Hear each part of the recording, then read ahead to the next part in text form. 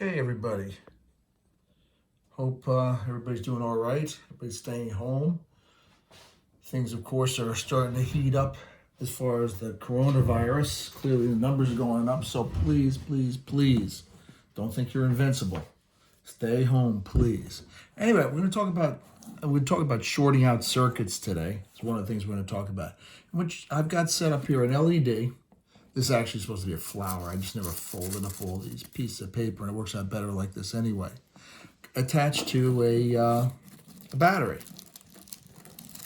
And if I take a screwdriver and put it across the terminals of the battery, the light goes out.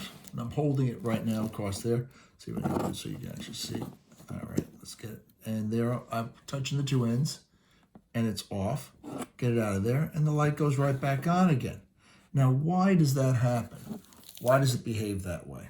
Let me pull one battery out of here to shut this thing off. It's the only way to shut it off. There we go. Actually, one cell. So let's talk about this. Shorting out a circuit. Let's say I've got a simple circuit. Positive, negative currents coming out. We use conventional current, which is positive charge motion. We know it's really negatives moving the other way, but we'll stick with this. And the current comes out, current goes through the light bulb and goes back into the battery. Now, what happens if I short out that particular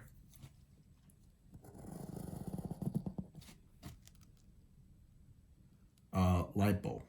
Now what's going to happen is the current's going to come around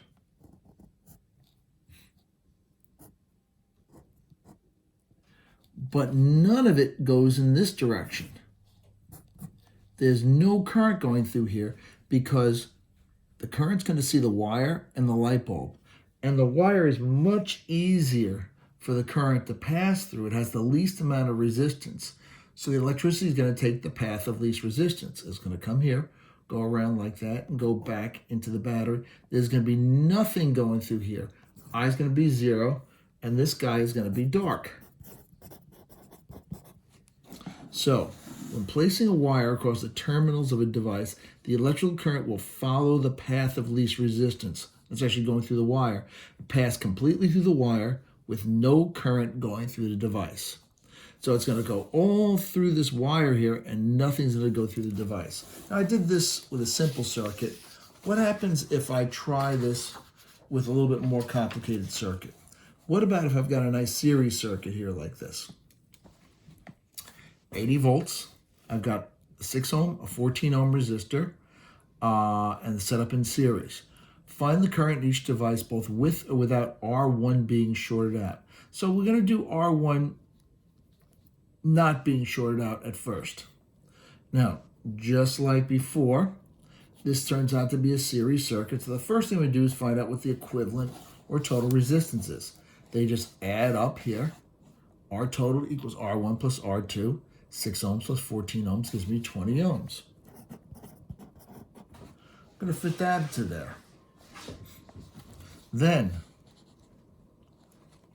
now that I know that's true, well, I've got 20 ohms, 80 volts across the entire circuit. V equals IR. I'll have 4 amps everywhere in that circuit. And everywhere because the current is the same everywhere. Now what happens if I short out, okay, there's a circuit again. If I short out R1, put a wire right across it, shorting out R1. Well, bear in mind, all the current's going to go through the wire, which has pretty close to 0 resistance. It isn't really 0, but for practical purposes it is. And I get nothing going through that 6 ohm resistor. It's like that 6 ohm resistor isn't even there. Which means if I set up my chart, I can literally cross out R1. I've got 80 volts going across a 14 ohm resistor. There's only one resistor, so the total and number 2 are exactly the same. I equals V over R, 80 over 14. I get 5.71 amperes. Now my current went up. And the reason my current went up is because there was less resistance. Instead of having 2 resistors there that this battery had to push that current through. We just made it easier. We just gave 1 resistor. What happens if I do this in a parallel circuit? Parallel circuits are actually a lot easier to understand. So I've got my parallel circuit. I got already totaled here, and I've got here's 1 bulb, there's my other bulb, there's another bulb. This line here is going to be equal to I2 plus I3 because it's feeding those 2 right there. And of course, that's also I2 plus I3 because it's coming back and recombining going through there. Everything's going to be all lit up. What happens if I put a short across that battery? Well, now all the current's going to go through that short, but nothing's going to go through all these other light bulbs here, and they're all going to go dark.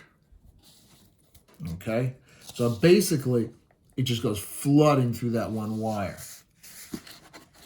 Now, let's take a look at another question I have for you. Brightness of light bulbs.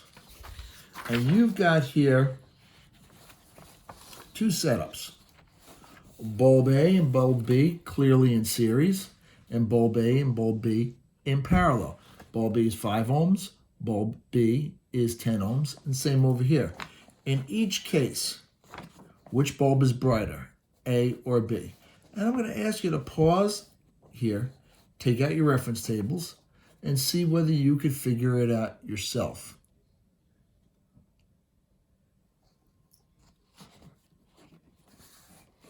No, seriously, try that answer for yourself. Give it a shot.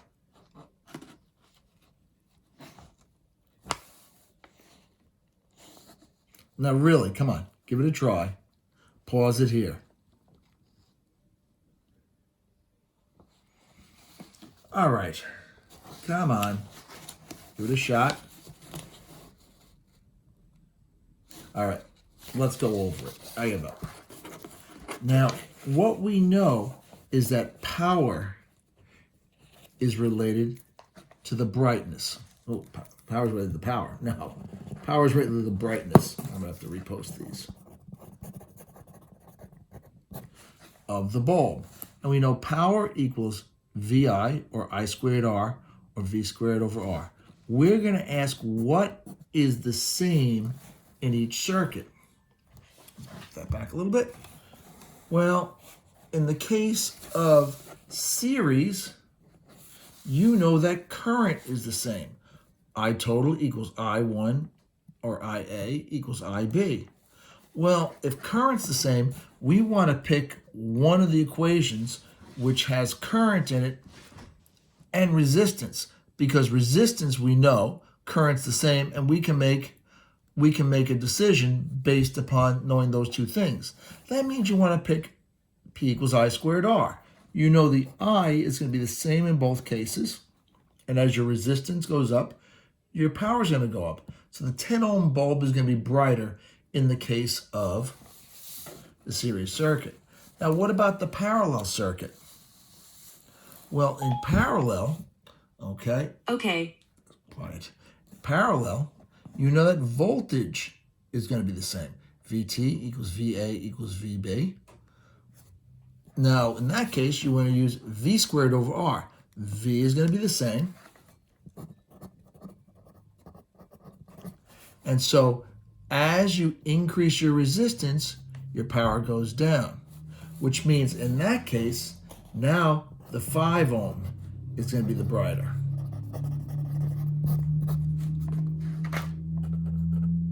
Okay? Now, let's talk about a cell versus a battery. Now, we really do use the wrong terminology for this. This is a cell. It's a AAA cell. Pop this thing out of here. Now, if I take one AAA and put it with a second AAA, I'm going to get a battery. And let me show you this. If I take this voltmeter here, and I'm going to turn it so that I've got 20 volts maximum. And I take this voltmeter and I put it across a single battery, a single cell, excuse me. Here's my cell, it's my voltmeter. And bam, it reads about 1 point, come on. I'm not really making great contact with this. About 1.41 volts. All right, it's supposed to be 1.5. It's probably a little bit weaker. Now if I do two of these and hold these together, just like this, and I put my voltmeter on one side, this is gonna be a little bit dicey because of my hands. And put voltmeter here. Now it's about 2.84, almost 3 volts. I got two of these together. If I was better dexterity, I'd throw 3 in there and show you that would add up to even a higher voltage. So basically, a battery is a group of cells connected in series. Bam, that's positive. The little nub there is positive, and the flat side's negative. That would be connecting them in series, just like that, with their electrical potential differences adding up. If I had a single 1.5 volt battery across a voltmeter, you get about 1.5 volts out of that thing. It's pretty straightforward. If I take 3 batteries and line them all up one after the other and set them up, I should rephrase that. A 1.5 volt cell is going to give you 1.5 volts across this. I'm saying the wrong words too. If I take 3 cells and set them all up in series, that gives us a battery. And the voltages would add up. That would give me 4.5 volts. That's any kind of battery will do that. If you add them all up in series, it would give you that kind of voltage. If I took my 9 volts, which I've got over here, I think. No, I misplaced it, but that's okay. If I take, oh, there it is. If I took the 9 volt and opened this up, which I'm not going to do, you would see inside of here 6 tiny little cells. Each of them 1.5 volts, all wired in series. 6 times 1.5, it's going to give you 9 volts. Okay, that's pretty much it right now, guys. I'm going to start a new video, and that's going to be answering the following questions. All right, these are the ones that showed up high in the hit parade when people filled out the form and told me which ones they're having problems with.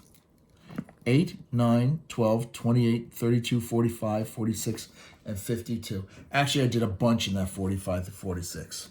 And I think I did also 44 and 47. So those are the ones I covered. I'm going to do that as a new video. All right. Take care, everybody. Be well. Stay at home. All right. Avoid contacting people. Things are really starting to heat up, okay? And we really need you to take care of yourselves and take care of your families. Bye-bye.